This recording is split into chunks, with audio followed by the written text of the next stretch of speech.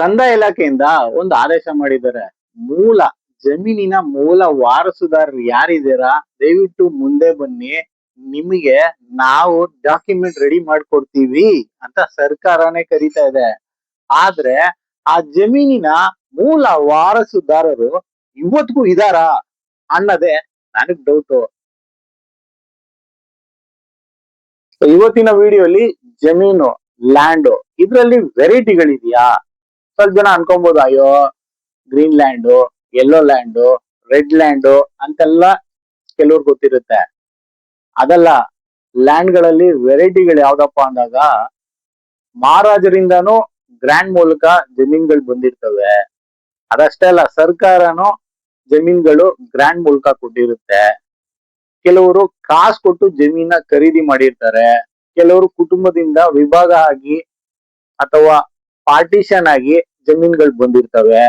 ಕೆಲವು ಲೀಸ್ ಮೂಲಕ ತಗೊಂಡು ಅವ್ರಿಗೆ ಗೊತ್ತಿಲ್ಲ ಡಾಕ್ಯುಮೆಂಟ್ ಗಳು ಮಾಡ್ಕೊಂಡು ನಾನೇ ಜಮೀನ್ದಾರ ಅನ್ಕೊಂಡಿರೋ ಜಮೀನ್ಗಳು ಬಂದಿರ್ತವೆ. ಇನ್ ಕೆಲವು ಟ್ರಸ್ಟ್ ಮೂಲಕ ಪ್ರಾಪರ್ಟಿಗಳು ಬಂದಿರ್ತವೆ. ಅಂದ್ರೆ ಟ್ರಸ್ಟ್ ದಾನ ಮಾಡಿರ್ತಾರೆ ಜಮೀನ್ಗಳನ್ನ. ಆ ಟ್ರಸ್ಟ್ ಅವರು ಉಳಿಮೆ ಮಾಡಕ್ ಕೊಟ್ಟಿರ್ತಾರೆ. ವರ್ಷ ಕಳ್ದಂಗೆನೆ ಅವರೇ ಓನರ್ ಗಳು ಮಾಡ್ಕೊಂಡಿರೋ ಜಮೀನ್ಗಳು ಇದಾವೆ. ಹಾಗೆ ಟೆಂಪಲ್ ಅಂದ್ರೆ ದೇವಸ್ಥಾನಗಳಿಗೆ ಮೀಸಲಾದ ಜಾಗಗಳು ಇರ್ತವೆ. ಆ ದೇವಸ್ಥಾನ ಜಾಗಗಳನ್ನ ಉಳುಮೆ ಮಾಡಕ್ ಅನ್ಕೊಂಡಿರ್ತವೆ. ಅವರೇ ಓನರ್ ಗಳಾಗಿರುವ ಲ್ಯಾಂಡ್ ಗಳು ಇದೆ. ಈ ತರ ಹಲವಾರು ಲ್ಯಾಂಡ್ ಗಳಿದೆ. ಇದ್ರ ಬಗ್ಗೆ ನಿಮ್ಗೆ ಗೊತ್ತಿದ್ಯಾ?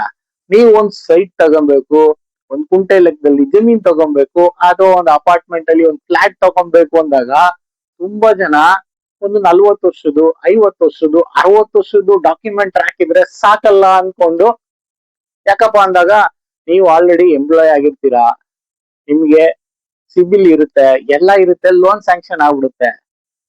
ಲೋನ್ ಡಿಪಾರ್ಟ್ಮೆಂಟ್ ಅವರು ಒಂದು 40-50 ವರ್ಷದ್ದು ಟ್ರ್ಯಾಕ್ ನೋಡ್ತಾರೆ, ಓಕೆ ಅಂದ್ಬಿಟ್ಟು ಲೋನ್ ಸ್ಯಾಂಕ್ಷನ್ ಆಗೋಗುತ್ತೆ. ಬಟ್ ಪ್ರಾಪರ್ಟಿ ಓನರ್ ನೀವು, ನಿಮಗ್ ಗೊತ್ತಿರ್ಬೇಕಲ್ವಾ ನಿಮ್ಮ ಸೈಟಿನ ಜಮೀನಿನ ಮೂಲ ಪತ್ರ, ಮೂಲ ದಾಖಲೆ ಹೇಗೆ ಬಂದಿದೆ ಅನ್ನುವ ಕುತೂಹಲ ನಿಮ್ಗಿಲ್ವಾ? ಇವತ್ತು ಅದ್ರ ಬಗ್ಗೆನೆ ಕೆಲವು ಇನ್ಫಾರ್ಮೇಶನ್ ಗಳನ್ನ ಈ ವಿಡಿಯೋಲಿ ಹಂಚ್ಕೊಂತಾ ಇದ್ದೀನಿ. ಚಾನಲ್ಗೆ ಹೊಸದಾಗಿ ವ್ಯೂವರ್ ಇದ್ರೆ ದಯವಿಟ್ಟು ಸಬ್ಸ್ಕ್ರೈಬ್ ಆಗಿ, ಹಾಗೆ ಡಾಕ್ಯುಮೆಂಟ್ ಗಳಲ್ಲಿ ಅವೇರ್ನೆಸ್ ಮೂಡಿಸ್ಕೊಳ್ಳಿ ಅಂತಾನೆ ನನಗೆ ಗೊತ್ತಿರೋ ಪತ್ರಗಳ ಬಗ್ಗೆ ಅವೇರ್ನೆಸ್ ತಿಳಿಸ್ತಾ ಒಂದೊಂದಾಗಿ ಬರ್ತಾ ಇದ್ದೀನಿ. ಬೇಸಿಕಲಿ ನನಗೆ ಗೊತ್ತಿರೋ ನಾಲೆಜ್ ನ ನಿಮ್ ಜೊತೆ ಹಂಚ್ಕೊಂತಾ ಇರೋದು. I am not an advocate, ಅರ್ಥ ಮಾಡ್ಕೊಳ್ಳಿ. ನನಗೆ ಗೊತ್ತಿರುವ ಮಾಹಿತಿಗಳನ್ನ ಶೇರ್ ಮಾಡ್ತಾ ಇದ್ದೀನಿ. ಕಾನೂನು ಮೂಲಕ ನೀವು ಹೋರಾಡ್ಬೇಕು ಅಂದಾಗ ನಿಮ್ಮ ಹತ್ರ ದಾಖಲೆ ಇರಬೇಕು.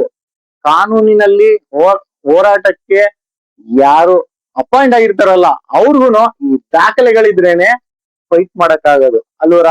ಒಂದ್ ಪ್ರಾಪರ್ಟಿನ ಪರ್ಚೇಸ್ ಮಾಡುವಾಗ ನೀವೇನಪ್ಪ ಬೇಸಿಕ್ ಆಗಿ ವೆರಿಫಿಕೇಶನ್ ಮಾಡೋದೇನು ಅಂದಾಗ ಪ್ರೆಸೆಂಟ್ ಜಮೀನ್ದಾರ ಯಾರು, ಆ ಜಮೀನ್ದಾರ ಕನ್ವರ್ಷನ್ ಮಾಡಿದಾನ ಮಾಡಿಲ್ವಾ, ಕನ್ವರ್ಷನ್ ಯಾರ ಹೆಸರಿಗಾಗಿದೆ, ಕನ್ವರ್ಷನ್ ಆದ್ಮೇಲೆ ಲೇಔಟ್ ಆಗಿದ್ಯಾ, ಲೇಔಟ್ ಪ್ಲಾನ್ ಅಪ್ರೂವ್ ಆಗಿದ್ಯೋ ಆಗಿಲ್ವೋ, ಇಂಡಿವಿಜುವಲಿ ಖಾತಾ ಮಾಡಿದಾರೋ ಮಾಡಿಲ್ವೋ, ಈ ತರದ ಬೇಸಿಕ್ ಡೀಟೇಲ್ ಗಳನ್ನ ಚೆಕ್ ಮಾಡ್ತೀರಾ. ಆದ್ರೆ ಈ ಜಮೀನಿನ ಪ್ರೆಸೆಂಟ್ ಮಾಲೀಕ ಬಗ್ಗೆ ಅವೇರ್ನೆಸ್ ಇರೋ ನೀವು, ಈ ಜಮೀನಿನ ಮೂಲ ಮಾಲೀಕ ಯಾರು, ಈ ಜಮೀನು ಆ ಮೂಲ ಮಾಲೀಕನಿಗೆ ಹೇಗ್ ಬಂದಿದೆ ಅನ್ನುವ ಕ್ಯೂರಿಯಾಸಿಟಿನೂ ಬೆಳೆಸ್ಕೊಬೇಕು. ಸೊ RTCಲಿ ಮೂಲ ಮಾಲೀಕರ ಹೆಸರು ಬಂದ್ಬಿಡುತ್ತಾ ಅಂತ ಕೆಲವರು ಅನ್ಕೊಂಡಿರ್ತಾರೆ. ಈಗ ಕಂಪ್ಯೂಟರ್ RTC ಅಂದಾಗ ನಿಮ್ಗೆ 2000 ಇಂದ ಆನ್ಲೈನ್ ಅಲ್ಲಿ ಸಿಗುತ್ತೆ. 2000 ಕೆಳಗಡೆ ಹೋದಾಗ ಮ್ಯಾನ್ಯುಯಲ್ RTCಗಳು 1959 1964 ಇಂದ ಎಲ್ಲ ಜಮೀನ್ಗಳ ರೆಕಾರ್ಡು ಅಂದ್ರೆ RTC ರೆಕಾರ್ಡ್ಗಳು ನಿಮ್ಗೆ ಮ್ಯಾನ್ಯುಯಲಿ ಸಿಗುತ್ತೆ. ಅಪ್ಲೈ ಮಾಡಿದ್ರೆ ನಿಮಗ್ ಕೊಡ್ತಾರೆ. ಅಲ್ಲಿ ಯಾವ ಇಯರ್ ಅಲ್ಲಿ ಯಾರ್ಯಾರು ಓನರು ಅನ್ನುವ ಇನ್ಫಾರ್ಮೇಶನ್ ಪ್ಲಸ್ ಹೇಗೆ ಲ್ಯಾಂಡ್ ಬಂದಿದೆ ಅನ್ನುವ ದಾಖಲೆನು ಮೆನ್ಷನ್ ಮಾಡಿರ್ತಾರೆ. ಅದೇ MR. ಈ ದಾಖಲೆ ಜೊತೆಗೆ ಇನ್ನೊಂದು ಏನಪ್ಪಾ ಅಂದಾಗ ರೆಕಾರ್ಡ್ ಆಫ್ ರೈಟ್ಸ್ ILR ಅನ್ನೋದು ಬರುತ್ತೆ. ಈ RTCಗೂ ಹಳೇದು ಇವೆರಡು ನಿಮ್ಮ ಹತ್ರ ಕಂಪಲ್ಸರಿ ಇರ್ಲೇಬೇಕು. ಹಳೆಯ RTC, ರೆಕಾರ್ಡ್ ಆಫ್ ರೈಟ್ಸ್ ಹಾಗೆ ILR ಕಾಪಿಗಳು, ಈ ಮೂರೇನೆ ನಿಮ್ಗೆ ಒಂದು ಲೆವೆಲ್ ಅಲ್ಲಿ ಹೆಲ್ಪ್ ಆಗುತ್ತೆ ಮೂಲ ಮಾಲೀಕ ಯಾರು ಅನ್ನುವ ಐಡೆಂಟಿಫಿಕೇಶನ್ ತಗೊಳ್ಳೋದಕ್ಕೆ. ಸೊ ಇಲ್ಲಿವರೆಗೂ ನಾನ್ ತಿಳಿಸಿದ ಮಾಹಿತಿ ನಿಮ್ಗೆ ಅರ್ಥ ಆಯ್ತು ಅಂದಾಗ ಒಂದು ಕಮೆಂಟ್ ಮಾಡಿ ಅರ್ಥ ಆಯ್ತು ಅಂತ. ಇನ್ಮೇಲೆ ನಾನು ತಿಳಿಸ್ತೀನಲ್ಲ 100% ನಿಮ್ಗೆ ಅರ್ಥ ಆಗಲ್ಲ ಅಂತ ನಾನು ಅನ್ಕೊಂಡಿದೀನಿ. ಏನ್ ಗೊತ್ತಾ, ಈ RTC/MR ಅಲ್ಲಿ ಲ್ಯಾಂಡ್ ಓನರ್ ಡೀಟೇಲ್ ಗಳೆಲ್ಲ ಬಂದ್ಬಿಡುತ್ತಲ್ಲ ಸರ್ ಅಂತ ನೀವ್ ಅನ್ಕೊಂತೀರಾ. ಬಟ್ ಈ RTC/MR ಜೊತೆಗೆ ರಿಜಿಸ್ಟರ್ ಆಗಿರೋ ಡಾಕ್ಯುಮೆಂಟ್ ಡೀಟೇಲ್ಸ್ ಎಲ್ಲಿರುತ್ತೆ, ಹೇಗಿರುತ್ತೆ ನಿಮ್ಗೆ ಗೊತ್ತಿರುತ್ತಾ?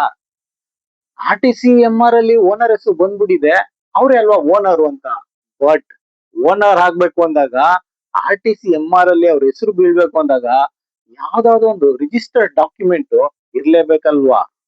ಈ ರಿಜಿಸ್ಟರ್ಡ್ ಡಾಕ್ಯುಮೆಂಟ್ ಇದ್ರೇನೆ RTC ಓನರ್ ಅಂತ ರೆಕಗ್ನೈಸ್ ಆಗೋದು ಅಲ್ವರಾ. ಬಟ್ ಎಷ್ಟೋ ಜಮೀನ್ಗಳಿಗೆ ರಿಜಿಸ್ಟರ್ಡ್ ಡಾಕ್ಯುಮೆಂಟ್ ಇಲ್ದೇನೆ RTC/MR ರೇಸ್ ಆಗಿವೆ. ಇದು ನಿಮಗ್ ಗೊತ್ತಾ? ಇದ್ರ ಜೊತೆಗೆ ಇನ್ನೊಂದು ಅವೇರ್ನೆಸ್ ಕೊಡ್ತಾ ಇದೀನಿ. ಈ ವಿಲೇಜ್ ಮ್ಯಾಪ್ ಬಗ್ಗೆ ನಿಮ್ಗೆ ಅವೇರ್ನೆಸ್ ಇದೆಯಾ?